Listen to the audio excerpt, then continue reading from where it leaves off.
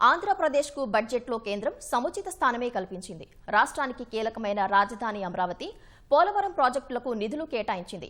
రహదారులు, వంతెనల పునర్నిర్మాణం, తాగునీరు, డ్రైనేజీల నిర్వహణ కోసం నిధులు కేటాయిస్తున్నట్లు ప్రస్తావించింది.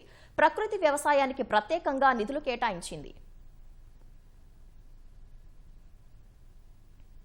రాజధాని అమరావతి అభివృద్ధి కోసం కేంద్రం 1129 కోట్ల రూపాయలను బడ్జెట్లో కేటాయించింది. అమరావతి సమ్మిళిత సుస్థిర అభివృద్ధి కోసం ఆసియా అభివృద్ధి బ్యాంకు నుంచి ఈ నిధులను సమకూర్చినట్లు వెల్లడించింది. అలాగే Amaravati integrated urban development program కింద 432 కోట్లు కేటాయించారు. అటు కీలకమైన పోలవరం ప్రాజెక్టు కోసం 3,320 కోట్ల 39 లక్షల రూపాయల్ని కేటాయించినట్లు కేంద్రం పేర్కొంది.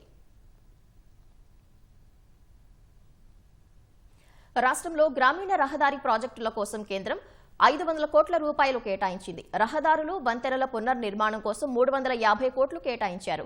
పట్టణ తాగునీరు, మురుగునీటి పారుదల నిర్వహణకు 800 కోట్లు కేటాయించినట్లు పేర్కొంది. అటు ప్రకృతి వ్యవసాయానికి 155 కోట్ల రూపాయల్ని బడ్జెట్లో కేంద్రం కేటాయించింది.